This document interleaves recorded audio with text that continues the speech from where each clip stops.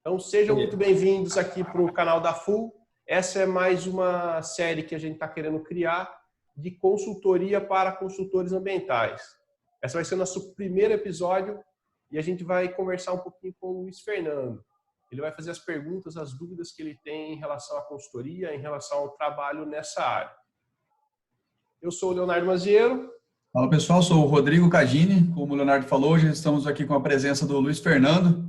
Ele é um aluno nosso, aluno de um dos nossos cursos, e nós vamos trocar uma ideia com ele, batendo um papo hoje da atuação da consultoria ambiental, como atuar em atividades que nós podemos atuar.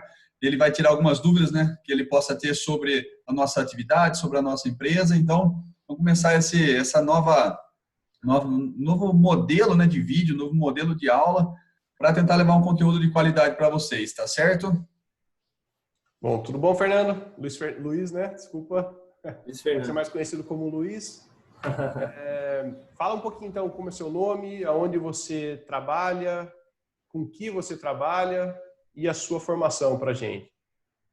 Beleza, gente. Meu nome é Luiz Fernando. Eu sou aqui do oeste do estado de São Paulo. Eu trabalho no município de Irapuru. Eu sou engenheiro ambiental, a minha formação. Estou no mercado, na verdade, faz uns 3 anos e meio, não faz tanto tempo. Esse é meu primeiro emprego na área, como técnico, como engenheiro ambiental mesmo. Trabalhei na área de meio ambiente, mas não necessariamente como técnico, em outras oportunidades. E, como vocês disseram, eu sou aluno do curso de mapa de caracterização ambiental. Gostei muito, indico, né? Já falei isso outras vezes. E aí, quando surgiu essa oportunidade da consultoria, eu me interessei. Na verdade, não por ser um consultor ambiental, mas sim por ter interesse na área, e eu sei que eu vejo que algumas oportunidades fora do meu emprego acabam surgindo, né? Mas para quem nunca atuou em consultoria, existe uma certa insegurança, né? Que eu acho que para um consultor é fundamental, para você transmitir isso para o cliente.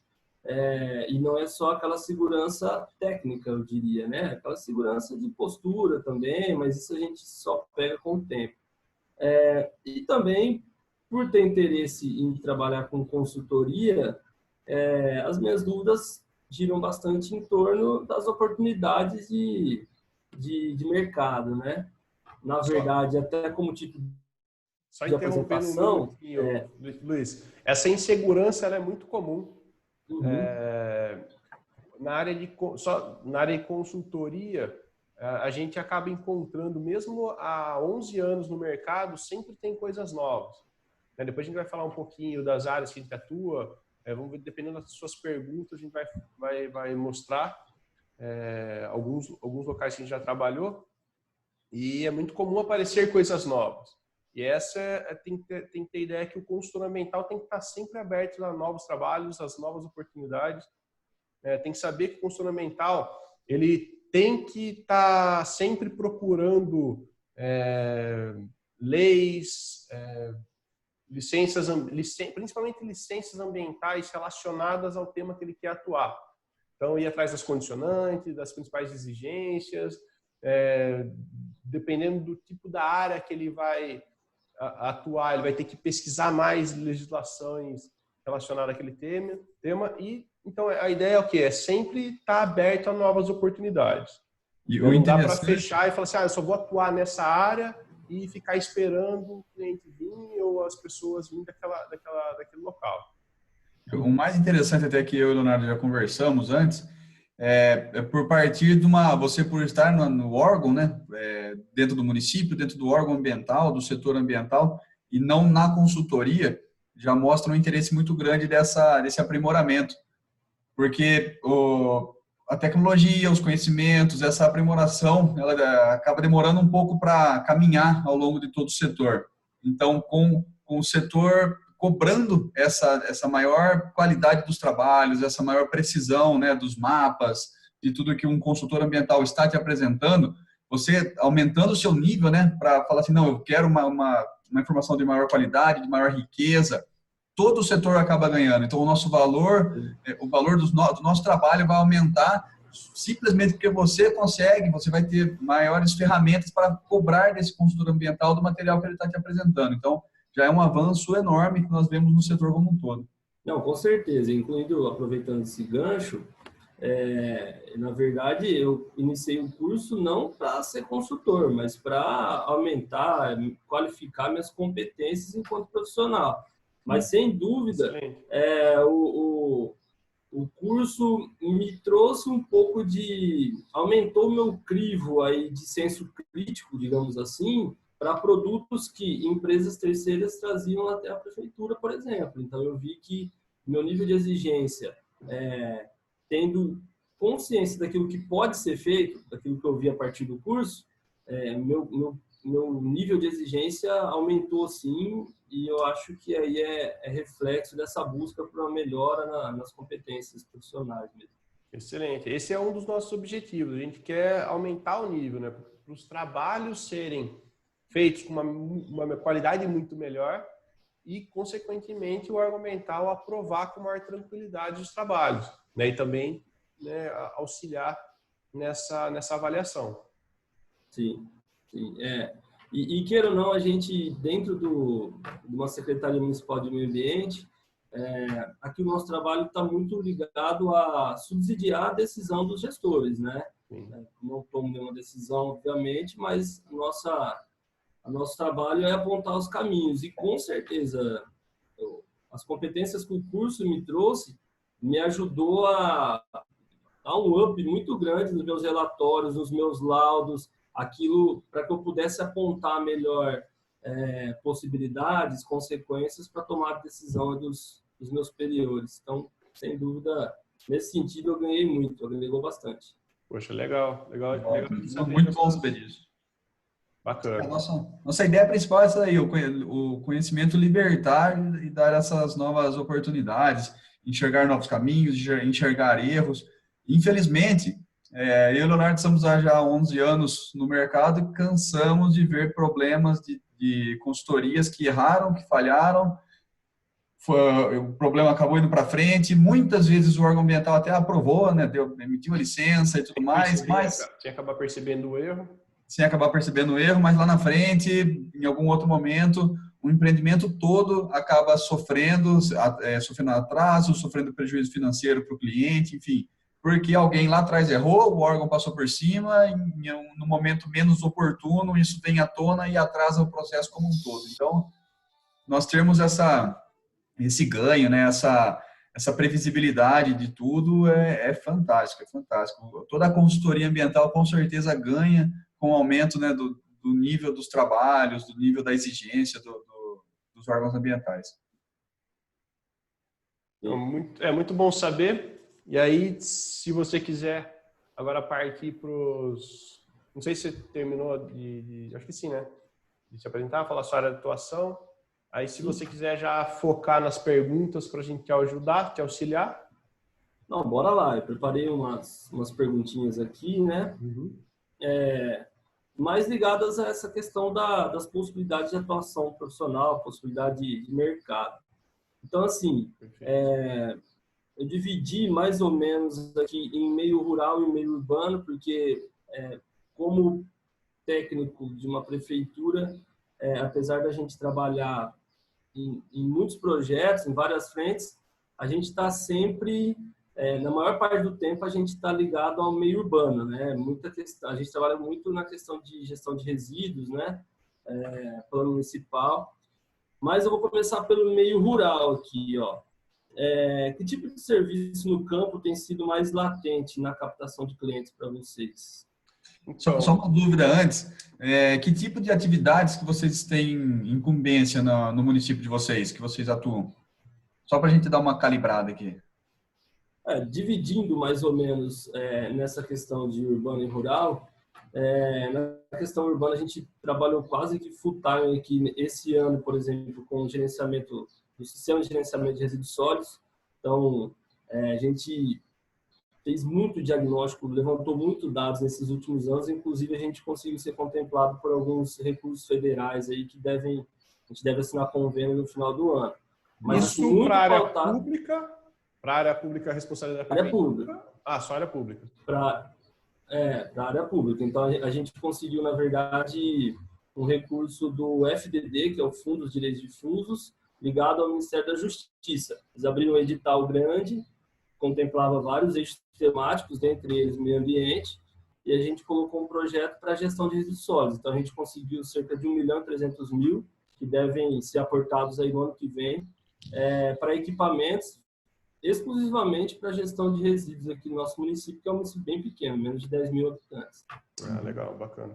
Então, assim, isso na área urbana. Além disso, a área urbana, a gente trabalha bastante com arborização urbana, né? A gente tem um inventário arbóreo ainda meio que em desenvolvimento, mas a gente usou algumas ferramentas de processamento.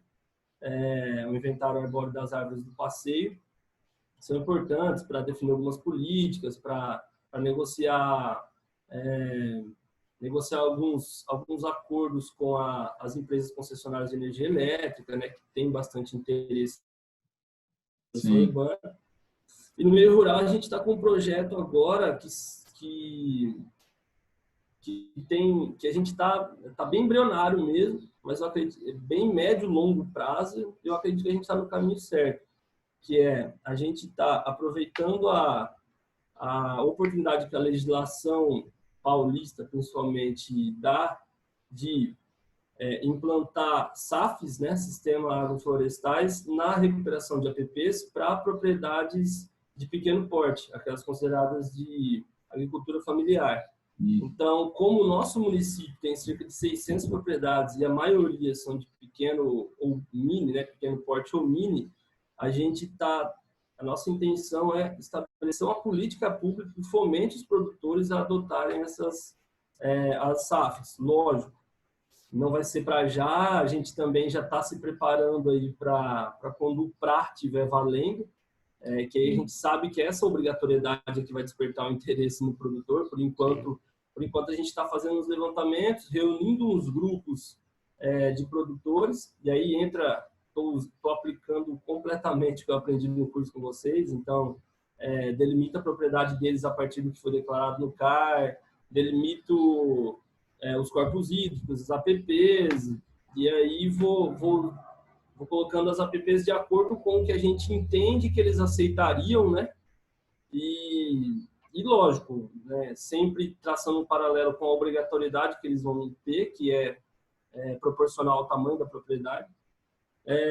Mas, enfim, no meio rural, a gente está com esse projeto bem embrionário, mas já estamos, pelo menos, mobilizando os produtores. A nossa intenção é reunir pelo menos uns 200 deles em grupos diferentes, em diferentes reuniões, mostrar o projeto, mostrar como vai ficar o layout de cada propriedade, que é isso que eu estou fazendo, e tentar medir o nível de engajamento deles, potencial engajamento. A partir disso, a gente entender que eles estão dispostos, aí a gente vai tentar também trazer recurso de fora, provavelmente do governo federal, para aportar em viveiro, equipamentos, caminhão, muda, para carregadeira. Então, a gente tem essa intenção, mas é médio, longo, talvez longuíssimo prazo. Sim, já vai dando uma fomentada na execução desse projeto, né? Não, muito massa, porque já tem um preventivo ao PRA, que o PRA você faz esse projeto para que isso seja executado, né? Então você já vai trabalhando na mentalidade dos produtores, já dá aquela encucada e o cara já entender que tem essa demanda, essa necessidade, o quanto ele vai perder, né, caso ele não regularize a propriedade, enfim. Muito massa, muito bacana. E para a gente é assim, você já falou uma meia dúzia de atuações de um consultor ambiental, né, da área ambiental. Resíduos sólidos cada vez mais crescente, então os problemas de resíduo, né, isso mais para a área urbana, cada vez mais evidente essa necessidade. E para o meio rural, o que a gente apontaria, tendo em vista a sua pergunta, é o CAR. Só os resíduos sólidos, é interessante saber que não é só a parte pública que precisa fazer, né? A parte privada também é obrigatório, né?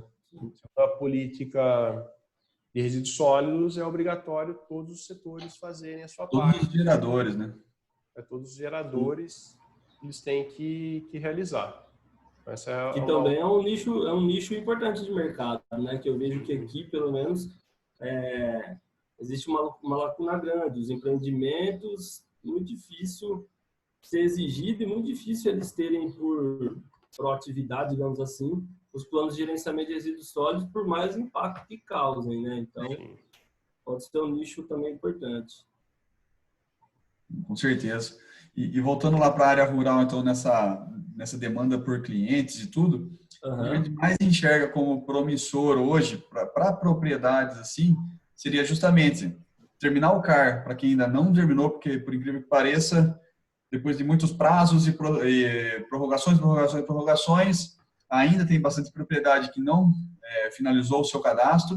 E o segundo passo, que seria o PRA, que é a execução do programa. Então, o compromisso em participar do programa para recuperar, né, toda a sua propriedade, para regularizar a sua propriedade. E uma área mais técnica, mais intensa, que seria a recuperação em si. Esse A projeto... execução do PRA, né? Só que é importante saber assim, ó, o CAR, ele tinha datas, né? Foi postergando essas datas, que era obrigatório, ainda é obrigatório o cadastro, né? É obrigatório realizar o CAR, só que eles tinham a data para realização. Ele foi sendo postergado, agora não tem mais data limite para fazer o CAR. Ele continua sendo obrigatório, mas perdeu a data, não tem data final para fazer. A única obrigatoriedade, a única data limite é para participar do PRA, do Programa de Regularização Ambiental, que ficou sendo dezembro do ano que vem, dezembro de 2020. Então, para o Mas no estado de São Paulo? Oi? No estado de São Paulo ainda não está valendo, ou tá? Para todo o Brasil. Mas nós aqui, consultores paulistas, que já conseguimos desenvolver um PRA para uma propriedade, para um proprietário, independente do porte? Sim. Na verdade, sim. A lei prevê que seja feito o CAR. Aí você pode optar por participar ou não do PRA. Aí essa participação você já consegue colocar. Porém, depende, né, do órgão ambiental responder. A sistematização do órgão que tem travado um pouco, né? Isso aí ainda tem que aguardar a aprovação, né? Então, a gente, na verdade, consegue optar por aderir ao PRA. Programa, aderir isso, exatamente.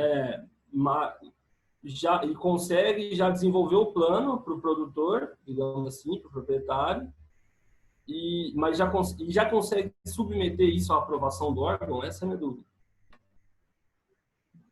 A gente atua pouco nessa área, mas acreditamos que já dá para submeter sim. Você já faz e acreditamos que já submete.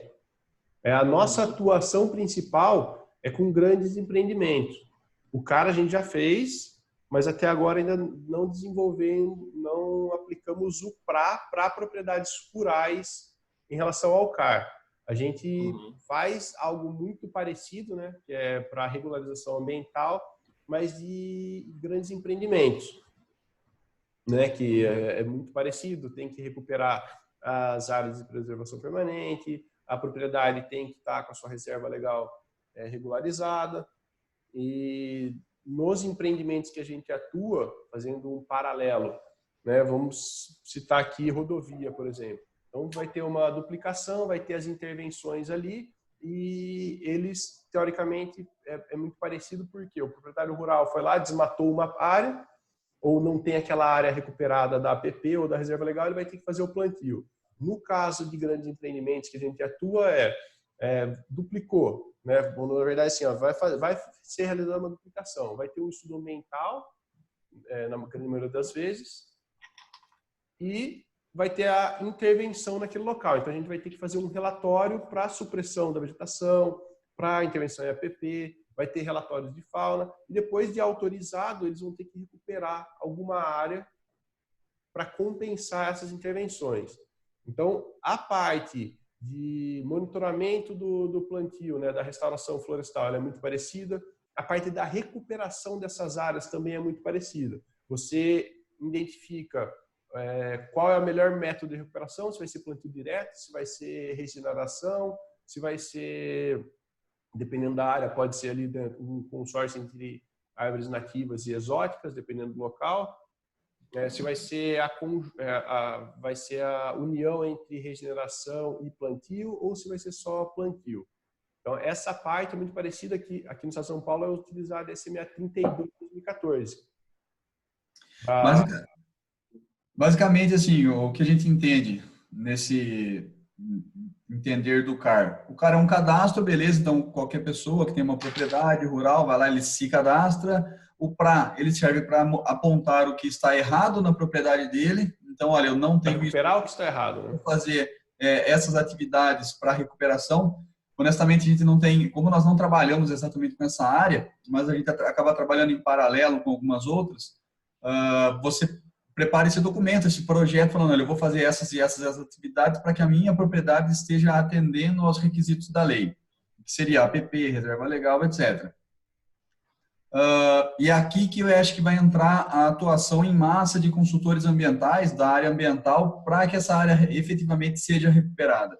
Até como o Leonardo comentou, aqui em São Paulo nós temos a SMA 32, onde ela implementa uma forma diferente de avaliação, diferente do que vinha sendo feito anteriormente para a avaliação de recuperação de projetos, né, de desenvolvimento de projetos. Então, na criação de viveiros para a produção de mudas, assim como tudo que você falou que vocês vão fazer aí no município, são pequenos setores, são vários nichos diferentes do consultor ambiental. Então, criação de viveiros para a produção de mudas. Nós vamos precisar de muitas mudas para recuperar o tanto de área que tem degradada no país. Para manutenção disso, então, biólogos, engenheiros florestais, engenheiros agrônomos, que vão lá para ver se a recuperação está sendo devida ou não, se está atendendo aos critérios que a legislação aponta. Então, diversidade biológica, o recobrimento do solo, a entrada de novas espécies, essas coisas. Até a recuperação final do projeto, que hoje estima-se aí, a lei fala para cuidar 20 anos ou mais de projetos. Então, dificilmente um projeto de recuperação em menos de 10, 15 anos vai ser encerrado, só se a área for muito filezona, cheio de propágulo em volta, que vai ajudar na recuperação, na regeneração, senão vai ficar bem complicado atender tudo que a legislação tem apresentado. Isso... Só para exemplificar um pouquinho melhor, é que assim, antes da resolução 32 de 2014, na verdade, até um pouquinho depois dela, porque foi implementado mesmo com a CBRN1 de 2015. A metodologia que mudou bastante, ficou bem interessante. Antes dela, era o quê? Era meio, vamos falar assim, meio jogado. Ficava a critério de quem estava avaliando. Tinha uma fichinha da CETESB que você ia preenchendo alguns parâmetros, mas era muito visual. Você olhava, tinha lá uma sobreposição de copa, tinha um sombreamento, as espécies que plantou cresceram, tinha um pouco de regeneração, era encerrada a área. Agora mudou muito com essa CBRN, ela demorou um pouquinho para ser aplicada, porque a cada 3 anos tem que ser preenchido no sistema da CETESB esse plantio, nessa restauração. Então, o monitoramento ficou bem mais interessante. Você tem que avaliar, por exemplo, 3 índices. E não é mais o que plantou, não é o que plantou se ficou grande, se é sobreposição, não. É se está tendo regeneração, a quantidade de espécies regenerantes na área, a quantidade em número de regenerantes, então tem que ter uma quantidade mínima, tem que ter a quantidade de espécie mínima, e além disso, o sombreamento da área, que daí muitas vezes vai vir pelas espécies que plantou. Então, em 3 índices, um só é pelo plantio, né? Pelo plantio de árvores. O restante é pela regeneração. Nós entendemos como muito positivo, né? Essa nova metodologia. Que antes era no olho. Antigamente, sem ter condição nenhuma de ter continuidade. Elas somente cresciam e depois que essas árvores provavelmente iam morrer, já era o plantio, ia voltar a ser o que era antes. E existem o compromisso aumentou, né? Na verdade, o compromisso melhorou. Que você tem que sugerir, né? Por exemplo, no SARI, né? Que eu já preenchi alguns, aumentou, no mínimo 20 anos, né? Sim. Mas o que eu vejo é que, em compensação, pelo menos existe uma metodologia para se aferir se o seu compromisso chegou independente do tempo, se você já cumpriu, já chegou nos critérios que a resolução traz, né? Exatamente, que é essa CBRN1 de 2015. Para quem está nos Ele mostra acompanhando, exatamente como deve ser feita essa avaliação. para quem está nos acompanhando e não é do estado de São Paulo, o Luiz ele comentou sobre o SARI. O SARI é o sistema que o órgão estadual de São Paulo criou para acompanhamento desses projetos de recuperação. Então, só para a gente localizar, às vezes tem gente de outros estados, com certeza tem gente pessoal de outros estados. Em outros estados tem outros sistemas, tem estados que ainda não têm, se baseiam bastante no sistema federal, mas, enfim, é o sistema que nós acompanhamos e inserimos as informações dos projetos de recuperação no sistema para ele ir acompanhando, ver se está ok ou não. E isso funciona assim, tanto os consultores ambientais preenchem, como pode ser também o empreendedor, mas sempre com o auxílio do consultor ambiental ou de um especialista que vai avaliar essa área. A demanda de acompanhamento dele é clara que tem que ser de um especialista em flora, em especialista em vegetação, porque você tem que dar exatamente a espécie que está sendo regenerada no local, a quantidade de espécies diferentes que estão regenerando. Então, é necessário uma identificação precisa do seu local. Se você faz uma identificação mais ou menos, pode comprometer até o encerramento da sua área ou até quais atividades você tem que fazer para que a área realmente se encerre, ao invés de ficar deixando sem ação nenhuma de correção. Né? E esse é um problema que vai intensificar muito, que grande parte dos empreendedores que a gente já atuou, grande parte dos trabalhos que a gente já atuou, o empreendedor não dava muita atenção para essa área. Simplesmente ia lá, contratava a empresa com menor custo para fazer essa recuperação, para ir lá fazer o plantio, plantava e abandonava a área. De vez em quando ia lá fazer uma manutenção. Aí deixava o mato crescer, a regeneração não tinha regeneração por causa das invasoras, por causa de praga. Aí muitas vezes pega fogo, o gado invade, come as plantas, né, as mudas que foram plantadas. O proprietário da área também tem pouco interesse em preservar aquele local. E só ia perceber isso quando, né, teria que encerrar essa área, porque, por exemplo, de concessionários de rodovia, muitas vezes vai encerrar a concessão, eles têm que cumprir aquele TCR que eles tinham, daí não tinha como comprovar esse cumprimento. Ou quando vai precisar de uma licença de operação, eles têm que comprovar que aquilo foi efetivado, ou para renovar licenças de operação, tem que comprovar que aquilo foi recuperado, e quando vai ver, perdeu toda a área e tem que ser iniciado todos os passos anteriores para começar novamente a recuperação. E como isso melhorou muito. Pode falar. No nosso caso aqui, a gente teve uma adequação de estrada rural, né, feita pelo Melhor Caminho. Foi um convênio com o governo do estado de São Paulo. E a gente teve bastante supressão de árvore. E nós aqui da secretaria que fizemos a parte do licenciamento. Então, a gente teve que estudar muito essa questão da SMA 32, apanhando aí para conseguir fazer todos os SARs, apresentar para o órgão ambiental. Na verdade, dá um plantio de 5 hectares, não é 5,5, não é tão grande, mas foi contínuo, né? Em 13 ou 12 propriedades, na APP dessas propriedades. Então, a gente teve que fazer, na verdade, como se fosse 11 ou 13 projetos autônomos, né? Independentes, e depois apresentar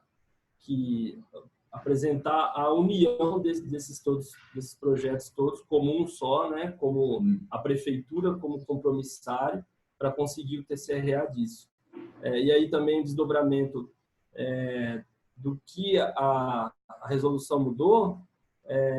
Por exemplo, antes a gente tinha alguns dados aí de uma média, não vou nem falar de planilha, tá, mas uma média comercial de R$15.000 por hectare para um plantio desse, para uma recuperação diária, para contratar uma empresa. A média do mercado era R$15.000 por hectare e hoje em dia está girando em torno de R$25.000 por hectare, justamente por conta do compromisso maior, da metodologia de análise de encerramento do compromisso ter mudado.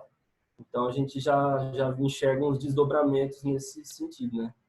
Sim, exatamente. As exigências, elas regem, né, o caminho que as empresas vão tomar. E isso dá até assunto para uma outra aula, que é realmente muito complexo, mas muitos plantios que foram feitos nas últimas décadas, nos últimos 20, 30 anos, estão fadados a morrerem completamente, porque as espécies são erradas, às vezes são espécies de outros biomas colocadas em bioma errado, muita pioneira ou muita climaxe, e aí uma morre, a outra não morre, dá uma monocultura, fica uns negócios de louco.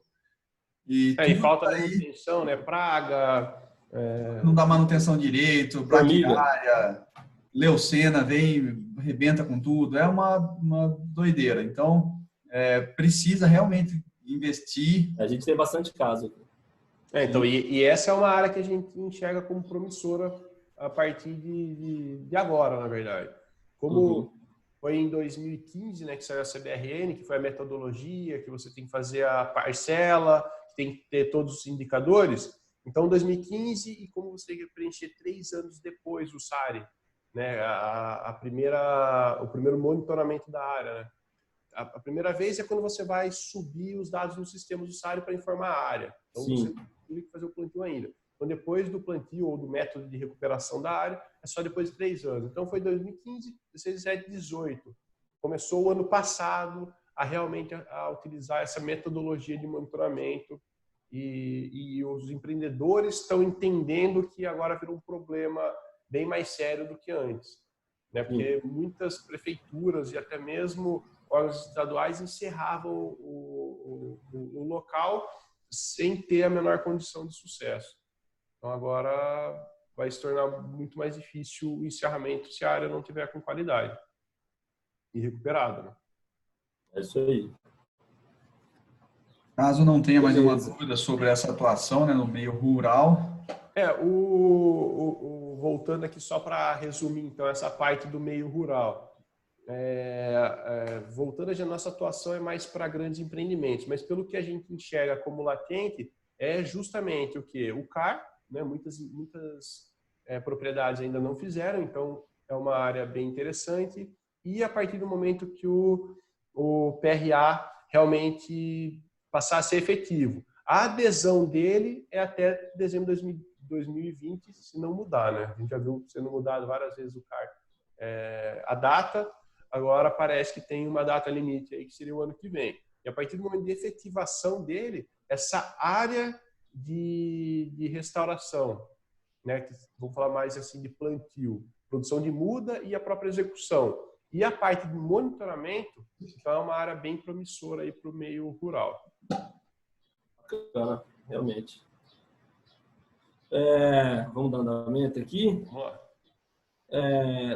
Vamos para o mais óbvio aí. Vocês costumam trabalhar com meio urbano? Vocês atendem algum tipo de serviço nesse sentido? Vocês já falaram que vocês costumam trabalhar com grandes empreendimentos, mas tem algum exemplo para dar aí? Alguma vivência ou alguma área que vocês enxergam como potencial?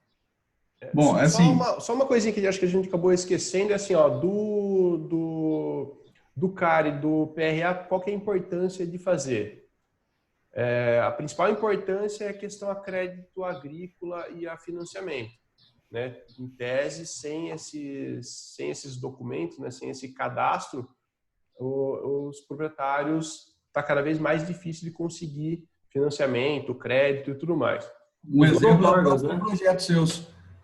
Muito provavelmente, uma propriedade que não tenha dado todos esses passos em direção ao PRA, ela não vai ser objeto, não vai ser alvo de um programa de fomento, de ajuda para recuperar a propriedade dele, caso ele não tenha dado todos esses passos. Sim, sim. Então, ele ficaria excluído de uma possível facilidade futura. Agora, voltando para a área urbana, como demanda, na área urbana tem muita coisa, assim, ó, às vezes o consultor ambiental ou pessoas que querem atuar na área de consultoria ambiental acabam não enxergando tanto que atuam numa área específica e ficam um pouco preso naquela área. Mas o que tem de demanda na área urbana? Primeiro que a maioria, ou se não todas as indústrias e empresas, precisam de algum tipo de auxílio na hora de regularizar, abrir sua empresa ou até mesmo licenciar. Qualquer atividade potencialmente poluidora Isso a gente consegue encontrar tanto em leis federais, estaduais e municipais, tem aquelas atividades que precisam passar por algum tipo de licenciamento. Basicamente, todo empreendimento potencialmente poluidor, ou seja, pode ser que a sua atividade, se dê algum problema, venha causar um dano ambiental, ou ela consuma bens naturais, né, consuma recursos naturais. Essas duas atividades, essas duas marcas mostram que uma determinada atividade possa precisar de um licenciamento ambiental.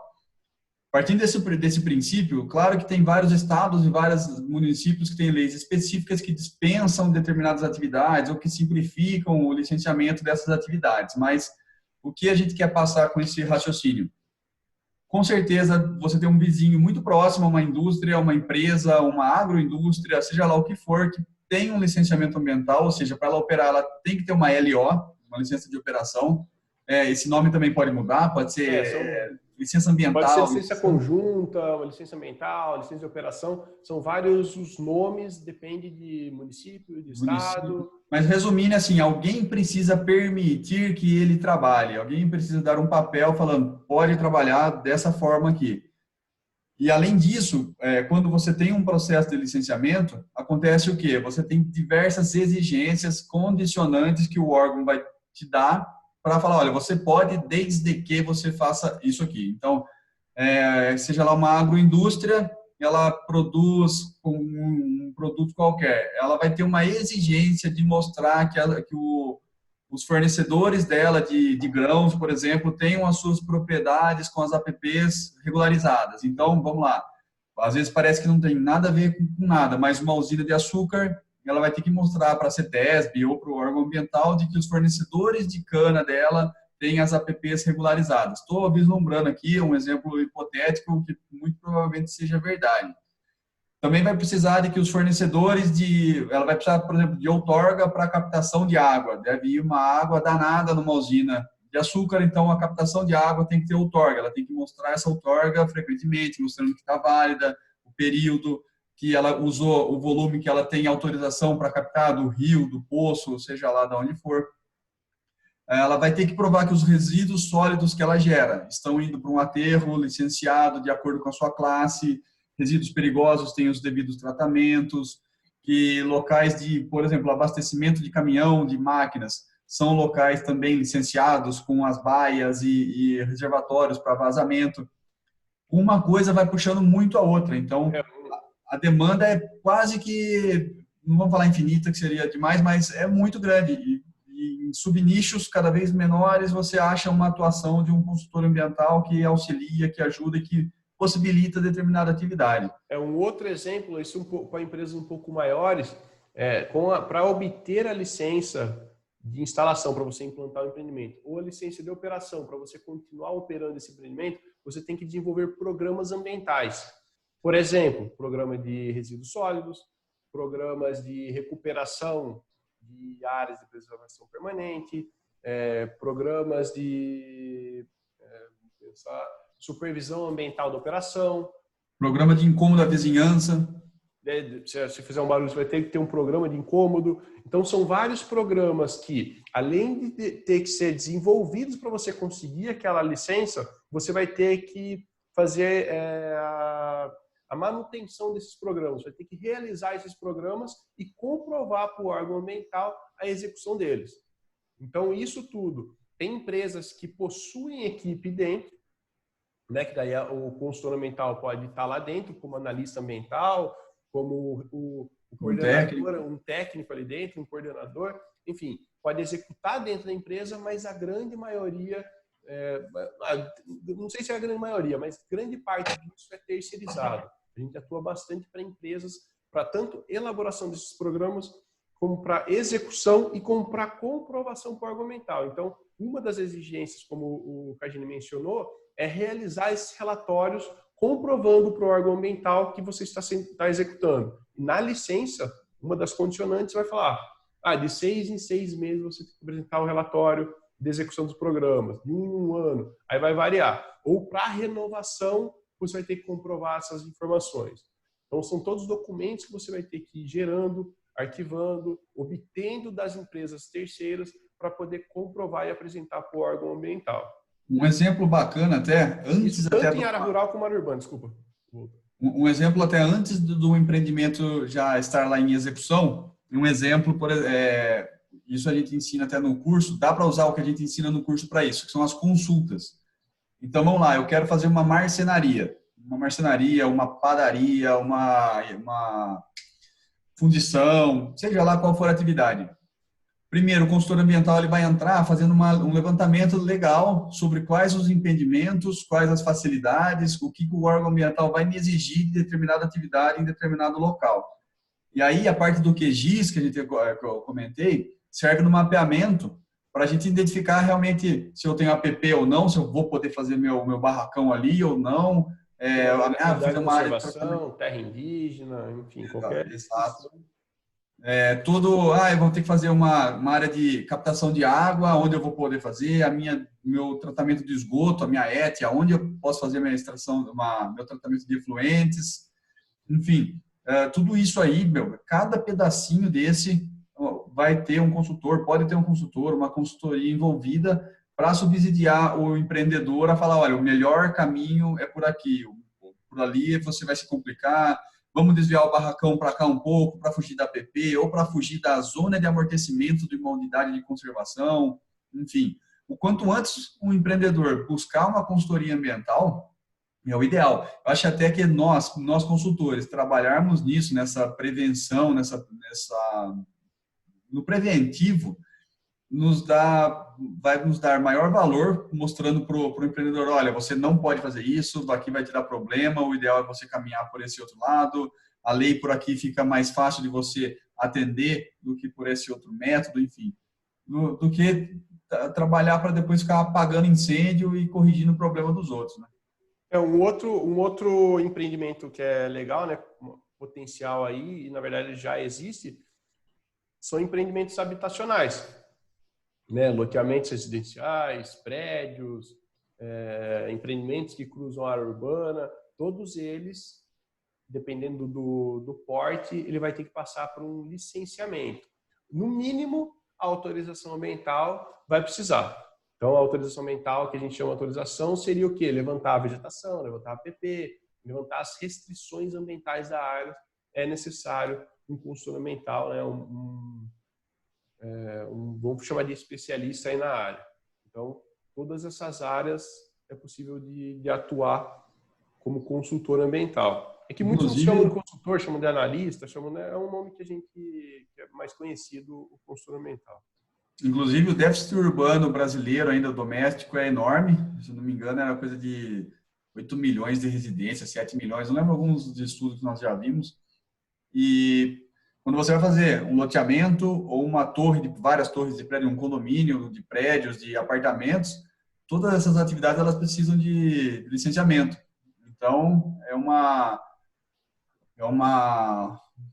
área bem promissora, né? Uma área promissora. Nessa área a gente atua. Sim.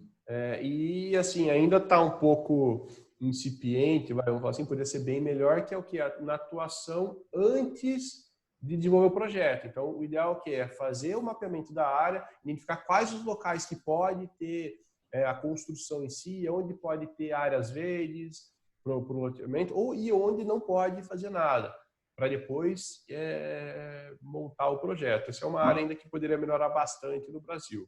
Nós já vimos projetos de loteamento que chegou para a gente, fizemos o correto, eles preveem lá uma APP, a topografia, ela vai lá, ela acha uma APP, um rio, o que ela acha que é rio, ela chama de rio. A hora que chega aqui, a gente vai fazer o mapeamento correto, nós identificamos novos rios, às vezes isso acontece, tem que devolver para o projetista, para o arquiteto lá, para ele repensar onde vai ficar o lote, a rua, desvia da APP, faz uma ponte, alguma coisa, porque algum rio não foi considerado. Isso já aconteceu, não é difícil isso acontecer. Isso é bem comum e eles quebrando a cabeça, uma hora eles vão perceber que precisa antecipar, né? Vai sair muito mais barato para eles do que ficar refazendo. Ou, outras vezes tomando pau da CETESB ou do órgão ambiental responsável que estiver analisando, ou prefeitura, órgão ambiental. Sim. Né, o pessoal se capacitando mais, aumentando aí a área de atuação, cada vez mais os projetos, as áreas ambientais, né, vão agir melhor, tanto o órgão ambiental como as consultorias. Então, esse ponto aí tende a melhorar bem e não aumentar a atuação do consultor ambiental, né, antecipar um pouquinho a atuação, não só depois na fase do licenciamento em si, mas no pré-licenciamento também. Outro setor que também tem a demanda é para a arborização urbana. Até você comentou sobre o levantamento, né, o inventário da vegetação, porque é uma demanda muito grande, cada vez maior, de árvores nos centros urbanos, porque tem cada vez menos, é só calçada, e prédio e poste. Então, a demanda de aumentarmos a arborização urbana, porém com uma racionalidade, evitando espécies exóticas, evitando espécies que causam danos, né, ao sistema viário, a passeio, a próprias propriedades próximas, enfim. Espécies invasoras, ou que teve um caso aqui em São Paulo, acho que era do cancro cítrico, que dava na murta. Então, tem uma árvorezinha pequena que ela é exótica, chama murta, e ela hospedava o inseto que causava o cancro cítrico na laranja. Então, foi meio que feito várias políticas para extinção, né, para retirada dessas árvores das ruas, para que não ficasse hospedando os insetos, ou sei lá o que, do cancro. Então, tem que ser um negócio bem pensadinho, bem engenhado também. Além disso, acho que parques urbanos também, às vezes tem parques de conservação urbanas que precisam de planos de gestores, de gestores de parques, para trabalhar tanto com o lazer quanto a área de meio ambiente interligados, para dar, né, essa satisfação à população, esse prazer à população, esse lazer à população. Também tem essa demanda. E aí, Leonardo? Bom, acho que é isso aí. De área urbana tem bastante atuação. Como área rural e área urbana, na verdade, assim, a atuação é muito grande. A ideia é o quê? A gente vai até falar um pouquinho disso na aula de captação de clientes. A ideia é você identificar um nicho, né, uma área de atuação, uma área que você mais tenha afinidade, ou uma área que você tem interesse, buscar a legislação específica dessa área. Tem bastante legislação que são, vamos falar assim, generalista, né, que serve para tudo, para todas as áreas, mas tem legislações específicas. Além disso, identificar licenças ambientais daquela área em específico, autorizações ambientais específicas para aquelas áreas. Tem disponível na maioria dos órgãos ambientais, existem as licenças dos empreendimentos disponíveis para consulta. Pega as licenças das empresas parecidas, do empreendimento parecido que você pretende atuar, identifica as condicionantes, né? Avalia as exigências que são solicitadas. Antes de você entrar em contato com o seu possível cliente, assim você já vai estar sabendo do que você vai estar falando. Provavelmente ele já vai ter tido contato com aquelas licenças, com aquelas exigências, com aquelas condicionantes, e você vai conseguir falar muito melhor antes de conversar com ele. Já vai sabendo onde o bicho pega, né? Oi?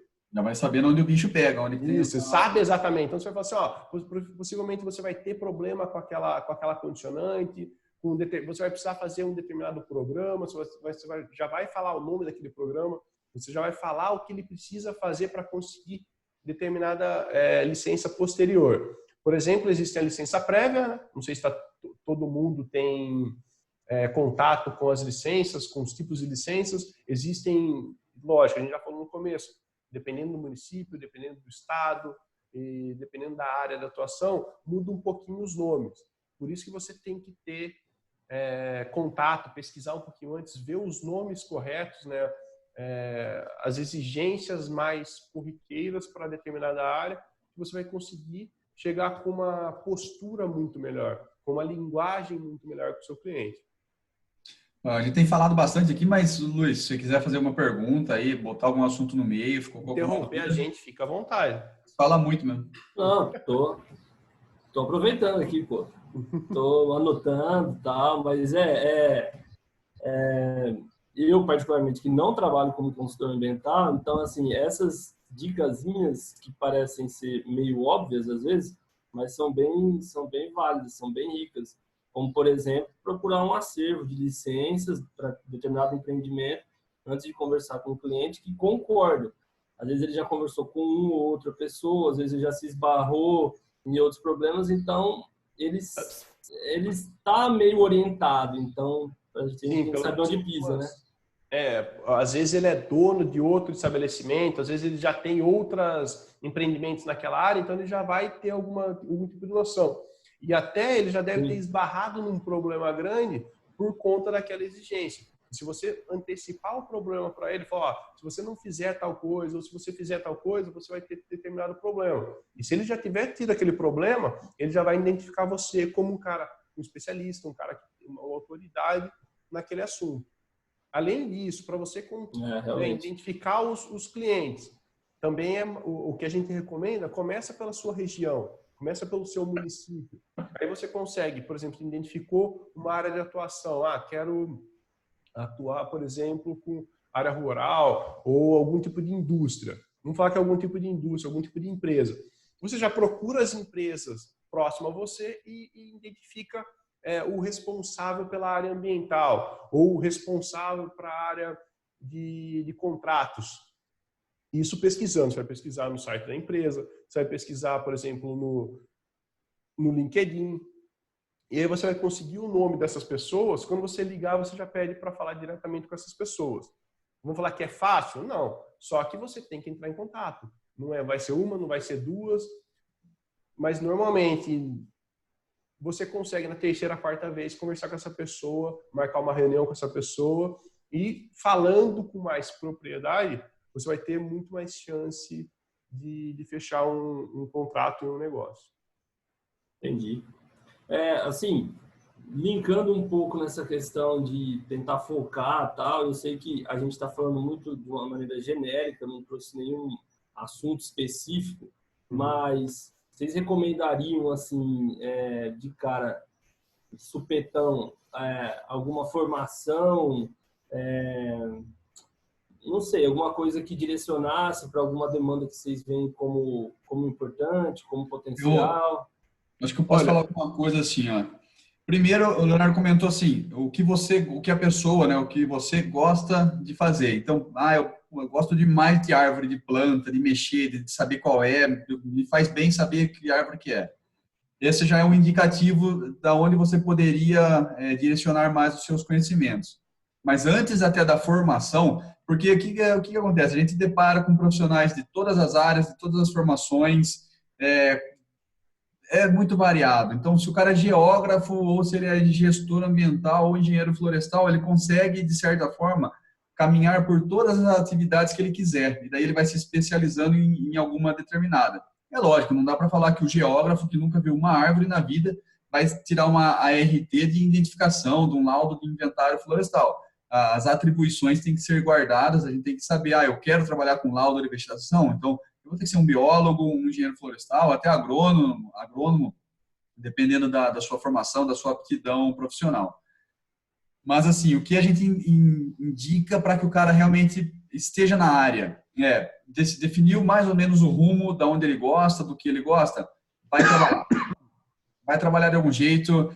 No começo da carreira, aproveita. Você mora com seus pais, você não tem muitas responsabilidades, trabalha de graça. Não consigo estágio, não consigo trabalho. Faça favor para colegas de trabalho, de faculdade, de escola, que trabalham na área. Faça trabalhos à toa. Até a gente estava conversando uma vez, olha, por que eu falo isso? O que mais nos fez crescer foi a experiência, não foi a faculdade. Na faculdade eu passei 5 anos sentado, aprendendo talvez 80% das coisas que eu nunca usei, ou usei muito pouco, para chegar no mercado de trabalho sendo exigido uma habilidade diferente daquela que eu fiquei lá aprendendo, só para ter um diploma, uma RT. A gente já conversou outras vezes, se fosse eu hoje, e eu tivesse, sei lá, morando com os meus pais, sem muitas responsabilidades financeiras, eu ia pegar um caderninho e ia fazendo levantamento de vegetação arbórea. Eu não sei, eu vou tirar foto, eu vou atrás de pesquisar, identificar de graça, para mim, só para eu ter um acervo, só para eu ter um tempo de experiência. O que você já fez na vida? Eu mapeei a rua do centro aqui principal, já fiz um mapa, eu mexi no QGIS, eu lancei o negócio, eu fiz um projeto. O que você ganhou com isso? Ganhou R$1? Não ganhei nem R$1, mas eu sei. Uma baita experiência. eu sei fazer uma tabela, eu peguei um relatório da CETESB, um modelo de inventário, eu fiz um igual, botei foto, pronto, eu já fiz o meu primeiro relatório. Se eu quiser tornar isso público, olha, eu fiz um trabalho de graça, foi não sei o quê, tá aqui no meu LinkedIn, se alguém quiser ver o que eu fiz, como que eu fiz, o que eu usei, entra em grupo de discussão no Facebook, não sei lá onde, para ver a técnica que usou, como que funciona. Meu, a dica é, penetra no negócio. Que empresa que fornece isso? Muito como estagiário, né? A gente já foi fazendo, metendo a cara em trabalhos, ainda na outra empresa tinham profissionais muito mais experientes que a gente e a gente aprendeu muito atuando. Agora, voltando na formação. A formação vai depender, né, como a gente falou, vai depender muito da sua área de atuação. Se não for áreas de atuações muito específicas, como identificação de vegetação e, por exemplo, trabalho de fauna, que trabalho de fauna a gente esqueceu de falar, tá muito em evidência hoje em dia. Para praticamente todo tipo de licenciamento, a gente tem que ter atuação de fauna. E isso, para fauna, precisa de pessoas específicas, como, por exemplo, biólogo e veterinário. Né? Aí precisam de formações específicas. Agora, para atuar de forma mais ampla na consultoria ambiental, pode ser gestor ambiental, geógrafo, engenheiro ambiental, geólogo, agrônomo, na verdade, ecólogo.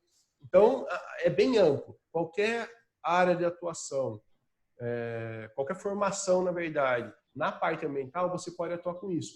E o interessante para todo mundo ficar sabendo é assim, alguma empresa, eu já estou fazendo um licenciamento, um trabalho para eles, e eles precisam realizar um trabalho de fauna. Você pode pegar esse trabalho e chamar um colega, algum conhecido que atua com fauna e terceirizar esse trabalho para ele. Você não precisa executar todos os trabalhos.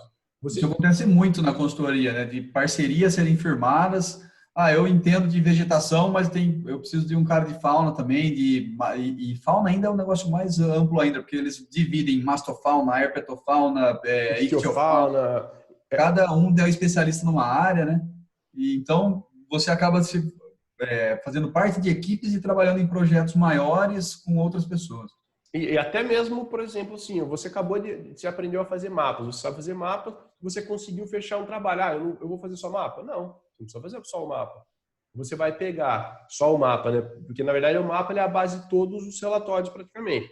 Mas eu sei fazer mapa, vou entrar em contato com uma empresa, eu fecho um trabalho. Você faz o mapa, você chama um especialista de fauna, você chama um especialista de flora, você chama um cara que elabora outorga, enfim, você já consegue fazer todo o trabalho e montar todo o relatório.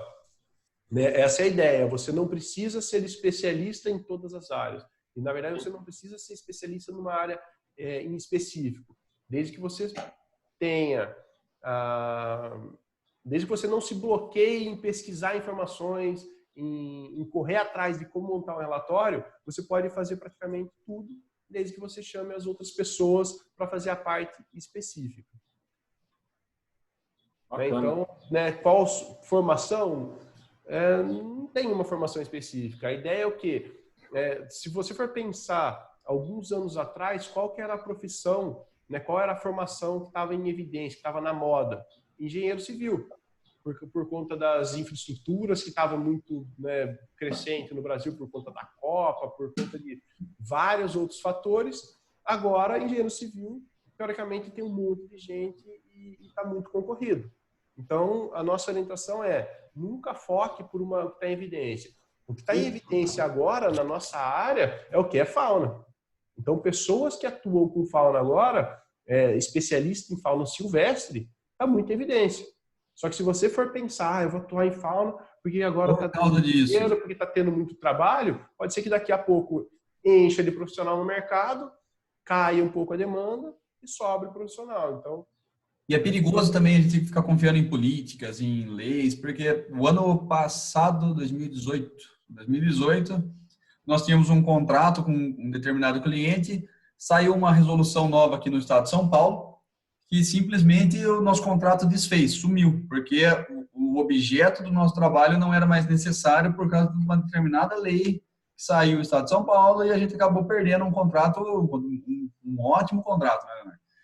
Então, excelente o contrato. O Fauna tá com demanda, tá em crescimento, tá sim, tá, mas eu Tá não cada vou, vez mais restritivo também. cada vez mais restritivo, mas não dá para eu falar assim, não, então eu vou fazer Fauna porque amanhã muda a lei, chega um cara lá, mete a caneta, não adianta a gente ficar reclamando, porque eu não sei o quê, porque o ministro, porque o presidente, porque eu sou o governador, não adianta ficar lutando contra isso.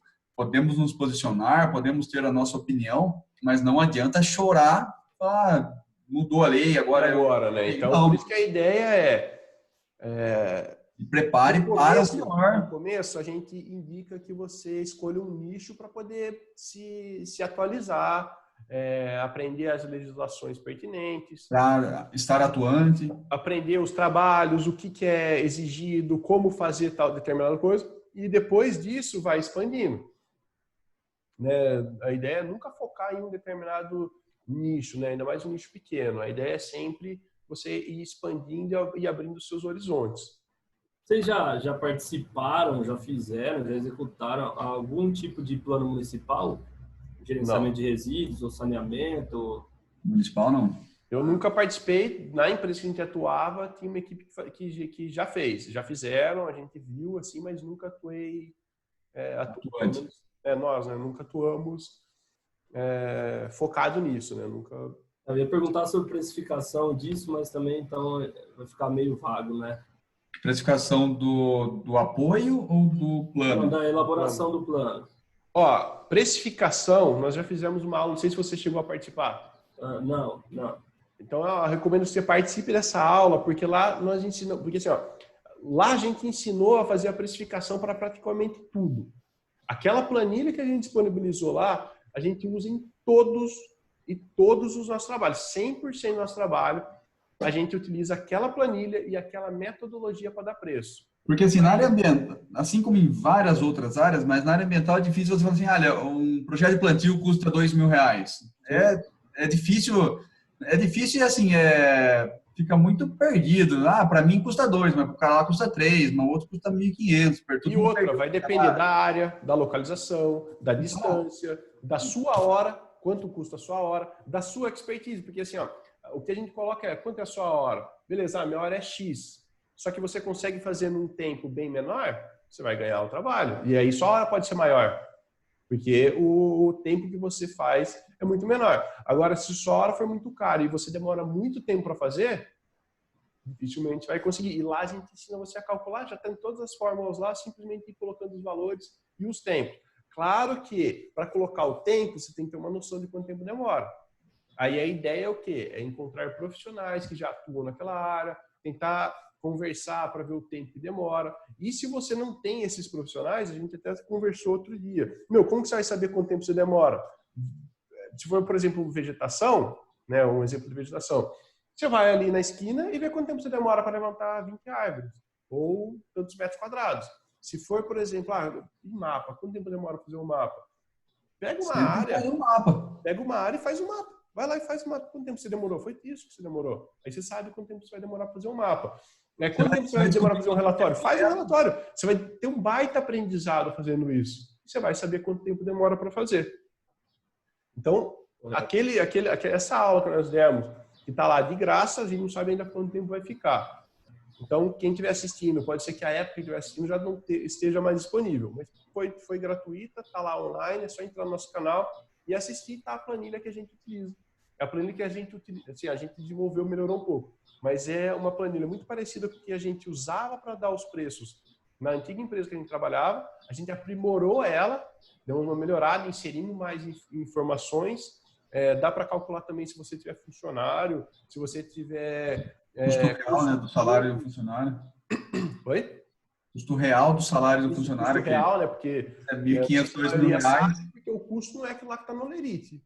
O custo da empresa é muito maior. Se você tiver plano de saúde, se você tiver vale-refeição, ou se você não, mesmo não tendo isso, tem 13º, tem férias, tem imposto de renda, tem vários outros dados ali que tem que ser inserido, está tudo lá na planilha. Você coloca, você sabe exatamente quanto é a hora ao homem e consegue calcular exatamente quanto vai custar aquele trabalho. Bacana, show de bola. Carro, hotel, tem tudo lá e serve para fazer. Se hoje, por exemplo, se você chegasse para a gente e falar, ó, eu preciso de uma proposta para fazer um plano municipal X aí. Amanhã ou depois, né, dependendo, claro, se tiver consultores, outros, a gente depende um pouquinho do retorno dessas pessoas. Se a gente já não tiver na nossa parceria, que a gente já não souber o tempo, o valor da diária, ou o valor da hora dessas pessoas.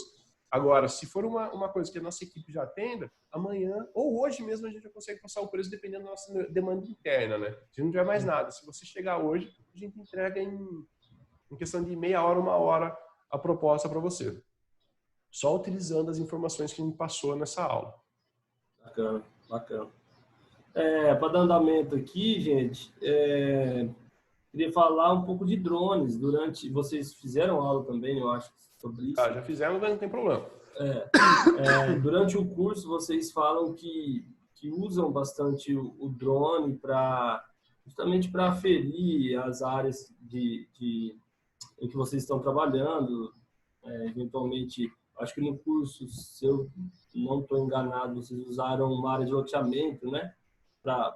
Como exemplo. O projeto foi uma área de loteamento. Isso. Então, e aí, várias vezes vocês falam, não, mas isso aqui a gente tem que ir a campo, a gente vai com GPS, a gente vai com o drone. Então, assim, queria saber um pouco mais dessa utilização de drone no trabalho de vocês. A utilização, ela é mais a título de monitoramento, a título de aferição dessas feições ambientais, se existem ou se não existem, ou vocês também partiram para o lado de fotogrametria, levantamento de topografia com drones ou não? Na verdade, só uma introdução antes de falar de drone, eu já vou pegar o drone e vou colocar numa outra categoria que seria tecnologia. E o que nós utilizamos é tecnologia em todas as nossas atividades. Nós não vamos com papel para campo, a gente não usa caneta. Acho que até tem umas canetas aqui, mas fica aí, ninguém usa. Porque só para ficar apertando, que é legal, né? Você vai trabalhando, fica apertando, vai conversando, fica apertando. A gente acaba não usando em campo. Para irritar o companheiro do lado. Exatamente. E quem está fazendo não percebe, né? Passa a hora. Enfim, todas as atividades são utilizadas tecnologia. Então, a gente usa GPS para um apoio, para uma precisão maior, mas também utilizamos o GPS do iPad para a coleta de todos os dados, todas as fotografias. O drone também coleta todas as informações já com GPS, com uma precisão enorme. E então, beleza, o drone a gente usa, mas ele faz parte de um pacote todo de tecnologia que faz com que todo o nosso sistema fique amarrado. Então, eu vejo as fotos que eu estou tirando no drone pelo iPad, tenho ao vivo ali, tudo que ele está filmando eu já estou enxergando, a localização dele, a coleta se eu vou fazer um levantamento de vegetação, eu já faço pelo iPad, a hora que eu chego no escritório, minha tabela no Excel já está praticamente pronta, é só dar um último arremate, alguns cálculos, talvez, alguma coisa assim. Já sai tudo redondo, as fichas, eu já bato a foto já cai na minha ficha de levantamento, seja lá do que for, de processo erosivo, de passivo, de árvore, enfim, ele faz parte de um todo. E hoje, assim, se você não tiver, se um consultor ambiental não tiver um pacote interessante de tecnologia, ele vai demorar mais para fazer os trabalhos dele, ele vai ter uma confiabilidade menor, porque ficar marcando no papel, chega no escritório, passa para o Excel, aí manda para identificar certinho, arrumar os nomes, depois calcula tudo na mão. É mais moroso, como tem mais processos manuais, a chance de erro é muito maior. E, enfim, vai inviabilizando todo o processo. E o que eu ia falar mais? Para quem já fez campo, sabe que a letra, assim, a não ser pessoas, né, excepcionais, que tem uma grafia fenomenal ali, consiga escrever. Hoje ninguém nem sabe mais escrever. Só pelo celular. Você vai para campo tentar escrever, você tem embaixo daquele sol, muitas vezes de chuva, vai borrar. Então você vai escrever correndo. Quando você chegar no escritório, você escreve no corretor, né? O cara escreve no papel, espera o corretor corrigir, não corrige. A chance de transcrever errado é gigante. Mas voltando para o drone, o que a gente utiliza, o que a gente faz com ele? Tudo que for possível. E só respondendo a parte de tecnologia que a gente mencionou também. Por que a gente usa? Fala assim, vai ficar mais caro, vocês vão gastar uma baita grana, aí vocês vão perder a concorrência. É totalmente o contrário disso. A gente usa o drone porque ele facilita a nossa vida. Aí Fica mais barato. Baita tempo. E a qualidade do negócio fica impressionante. A gente conta mais em detalhes na aula de drone. É uma reunião que nós tivemos com o Argumental, como eles viram aquele negócio. Mas o principal é tempo. É tempo. Vamos fazer um teste aqui ao vivo. Ó. Teste ao vivo com o Luiz, da Secretaria Municipal. Imagina assim, 2 proprietários chegam para você com um mapa, seja lá com uma foto, querem tirar uma dúvida, querem fazer um licenciamento, querem fazer alguma coisa lá, sei lá, regularizar alguma coisa. Um apresenta uma foto do Google, zoada, distorcida, com baixa qualidade. O outro chega com um iPad e te mostra assim, olha, eu quero fazer isso aqui na minha propriedade. Ele te mostra um vídeo da propriedade dele, foto das apps, como é que estão, em detalhes, com vários arquivos. Qual consultor, né, considerando que são 2 consultores diferentes, qual consultor vai te passar maior profissionalismo, mais confiança? Qual você vai gostar mais? Aí vai falar, nossa, que bacana, deixa eu dar uma autorização para esse cara aqui que ele merece. Sem dúvida, do drone. Então, foi isso que aconteceu com a gente quando a gente começou. Apesar da empatia com o cara que está com a foto do Google, tá? Porque aqui é o recurso que eu tenho por enquanto, né? Então, tem que respeitar ele também. A foto do Google, cara, ela é impressionante já. Sim, sim. E era antigamente que você tinha que usar fotos de satélite. Meu, você não... Era só para falar que tinha alguma coisa embaixo. Era um borrão. Outras vezes era o quê? Quando a gente começou ainda era um projeto, sem nada embaixo. Você ia para campo lá, assim, meu, aqui é o poste que ele está falando. Meu, a chance de estar errado aquilo. Então já é um avanço muito grande. Não é obrigatório você ter uma ortofoto, né? Você ter criado uma ortofoto, isso não é obrigatório. E nem sempre a gente faz. Nem sempre fazemos. A gente costuma colocar, mas não é sempre. A gente usa bastante em imagens que estão disponíveis. O grande lance é você ter o quê? Um vídeo da propriedade, daquele local, fotos mostrando, você, ó, tá vendo essa nascente? Ela tá aqui, ó, dá uma olhadinha, a foto. Você vai ter que conseguir chegar naquele local muito mais rápido. Olha o fragmento como ele é. Você vai ter fotos de cima, fotos do chão, porque você vai ter a foto do chão também, claro. A intenção, Luiz, é até assim, não é rebaixar quem usa o Google, quem faz um projeto na mão e tudo. Até porque a gente sabe que uma maioria esmagadora acaba usando desses métodos, desses meios. A questão é assim, dar um salto acima, é mudar de patamar de quem está com essa tecnologia em mãos, quem tem essa possibilidade, podendo mostrar, mudou, que o esquema é outro. Então, você agrega valor, não é que você diminui, né, o método mais convencional, mas você agrega valor à sua atividade. Você economiza muito com isso. Parece que você está gastando, mas você economiza muito. Você fala que 6, 7 mil reais um drone, mais uns 2, 3 mil de um iPad, a economia que você vai ter se paga num ano muito rapidamente. Claro que vai dependendo da quantidade de trabalho que você vai ter, mas em alguns trabalhos você já paga todo o investimento. E a gente não ganha nada de iPad nem de nenhum drone para falar isso. Essa é a experiência própria que a gente tem. A gente nem vende esses equipamentos. Né? É de experiência. Então fala qual marca modelo vocês usam? Vocês podem falar? Mavic da DJI, Mavic Pro. Na verdade, assim, ó, que a gente usa... Oi? Não. Não, é o primeiro mesmo. Assim, tá. O 2 é muito melhor. Só que em relação ao custo-benefício, ele atende perfeitamente. Ele, pra você ter ideia, ele tem sensor, só que é só na frente. O 2 já tem sensor em total, então por segurança, assim, é melhor. Mas, se você tentar bater ele na parede, desde que o sensor esteja ligado, ele não vai bater. Se você tentar derrubar ele, tacando para baixo, ele não vai descer, ele vai chegar numa altura e vai parar. Se você está pilotando ele, soltar o controle, ele vai ficar lá parado. Se a bateria estiver acabando, ele volta para o local e pousa sozinho. Então, tem várias... E a qualidade da imagem é fantástica. Na aula de drone que nós demos também, drone da consultoria ambiental, lá a gente mostra as fotos. A gente mostra as imagens que a gente tirou de vários trabalhos. Não deu para mostrar de todos, porque são muitas fotos. Então, você já está lavando, você vai tirando foto. Então, de cada trabalho, a gente tem muitas fotos.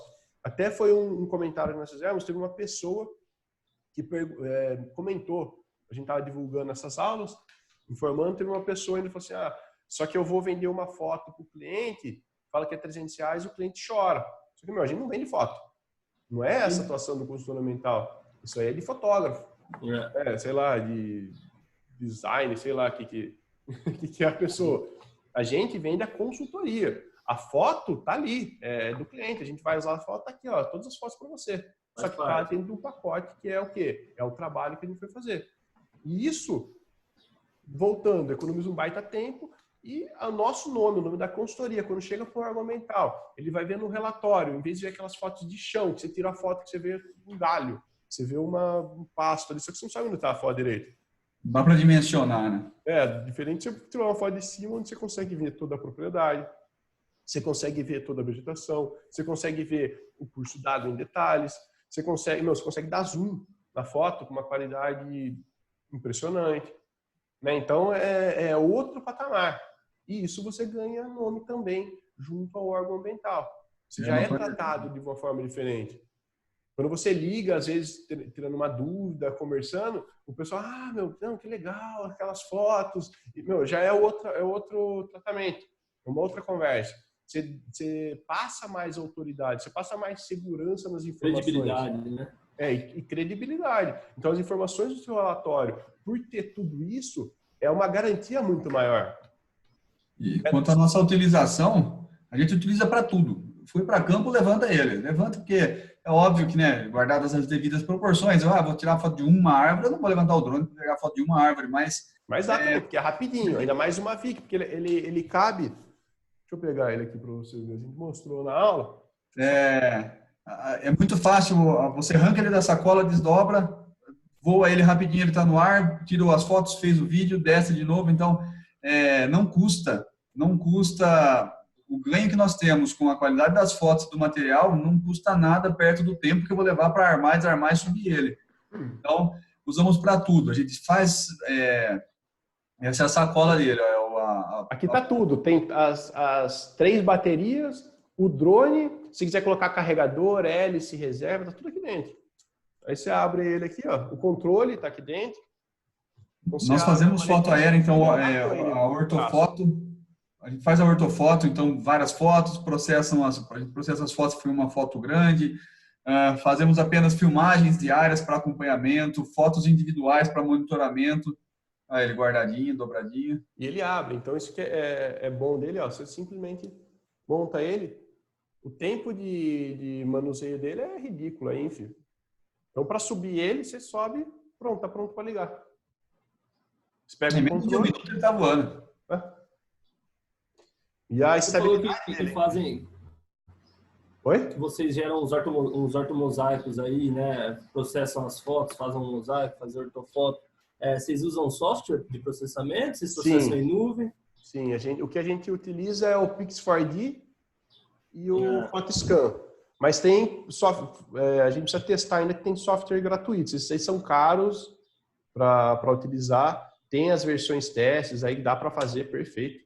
Só que dura pouco tempo. Então, no começo, a gente usava eles, tinha um certo tempo, a gente fazia vários trabalhos, aí processava meio que tudo junto e tudo de graça. Então, aí tem Agora vocês já compraram a licença, então. Então, dá para usar por mês, né? Você não precisa ter aquela... né? Porque não pega faz mapa. A gente não faz ortofoto, assim, direto. Ortofoto era mais no começo que a gente estava testando com a parte grátis, né? Com os programas grátis. Então, a gente ia fazendo e não cobrava nada do cliente. Agora, por conta de ser pago, para fazer ortofoto, aí tem um valor extra, se preciso. E aí, quais os casos que vocês recorrem à ortofoto, por exemplo? Quando as áreas são muito grandes ou tem algum outro caso específico? Não, quando é muito antigo. Algum empreendimento específico? Não. Na verdade, assim, o local é muito antigo ou sofreu uma alteração abrupta ali, né?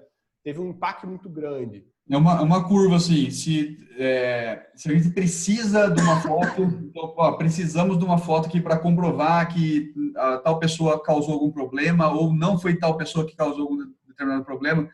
Se for uma área pequena, nós tentamos fazer até com uma foto só, se pegar alguma coisa do tipo. Não, eu preciso muito da foto e não dá para fazer. A gente faz uma foto maior, uma ortofoto nos procedimentos normais. Do contrário, eu não preciso tanto e tem uma imagem legal no Google, já tem uma base bacana que dá para usar, dá para entender, a gente usa aquela mesma. Ah, é legal eu ter, mas eu consigo fazer uma área pequena, eu uso a do drone, pego uma só, tento ajustar o máximo possível. Dá para georreferenciar, a gente tem alguns vídeos as distorções. também, como georreferenciar PDF, como georreferenciar imagem, dá para você tirar uma foto, não é o ideal, tá? Não é o ideal, você tirar uma única foto e georreferenciar ela, não é essa o conceito, vai ter um pouco mais de distorção, mas para a área ambiental, que a maioria das vezes usam imagens que tem uma distorção muito grande, ela é aceita excelente. Então, daí não tem custo, né? Não tem custo a mais, dá para fazer. Mas tem um aplicativo que a gente precisa pegar um nome que é gratuito e a gente precisa testar melhor, ver se ele funciona bem. É diferente de fazer uma foto para um projeto, né? Ah, vai lá e faz um projeto de engenharia baseado nessa foto. Isso a gente não atua. Essa aí tem que fazer, dá para fazer com esse drone. Só que daí você tem que utilizar GPS de precisão embaixo para fazer os pontos de controle e os pontos de apoio para você ter exatamente o erro dessa imagem. Dá para fazer tranquilamente com ele. Só que daí aí tem custos maiores, não dá para fazer, por exemplo, eu vendo um trabalho e vou colocar esse preço. Aí se outras empresas não colocou, aí você vai perder. E também não é o objetivo, né? Não é o foco. Exatamente, não é o foco, mas dá para fazer. É uma área de atuação que dá para se inserir também. Você tem do drone, é uma outra área que dá para inserir também. Só que daí é uns valores mais caros, você vai ter outros equipamentos, ou você vai ter que alugar equipamentos para fazer esse tipo de trabalho. Sim. Bacana. Show de bola. De tudo que eu anotei, era mais ou menos isso. Eu sei que às vezes a consultoria, o objetivo seria trazer um caso específico aí da atuação profissional. No meu caso, não tem nada assim tão específico para trazer, para tirar uma dúvida, mas, de certa forma, é sempre bom trocar uma ideia. Com certeza, para a gente é fantástico. Já estão bastante tempo aí na área de consultoria e, para mim, foi bem válido aí dar uma passada por todos os assuntos. A gente sempre vai formatando, né? Reformatando as ideias. Bacana. Não, bacana. A gente agradece muito a sua participação, né, a sua exposição. Para a gente foi legal. Como a gente comentou, a nossa ideia é continuar com esse projeto. Vai depender dos alunos, né, quererem participar, quererem se expor. Mas é uma ideia nossa de começar esse projeto. Essa foi a primeira consultoria que a gente está executando. E deixar um recadinho pro pessoal que vai assistir. Esse vídeo não é ao vivo. A gente fez ao vivo aqui entre a gente, só que ele foi gravado e a gente está disponibilizando aqui no nosso canal. Se gostou, curte e comenta aqui pra gente que a gente pretende continuar esse tipo de trabalho e a nossa ideia é sempre contribuir para uma consultoria ambiental ainda melhor. Para quem está assistindo, teve mais alguma dúvida dentro disso que a gente falou? Pode deixar nos comentários, manda para a gente nas nossas redes sociais, aí no Instagram, WhatsApp, Face, aonde quiser. A gente está presente em todas as redes, é só nos encontrar e mandar pergunta, fala que viu o vídeo e a gente responde com o maior prazer. Acho que era isso aí, né, Leonardo, Luiz? Isso aí. Obrigadão. Mais uma vez, muito obrigado por participar aqui com a gente. Isso aí, Luizão, valeu. Eu que agradeço. Valeu, gente. Sucesso aí. Sucesso na prefeitura, na sua carreira. E vamos valeu.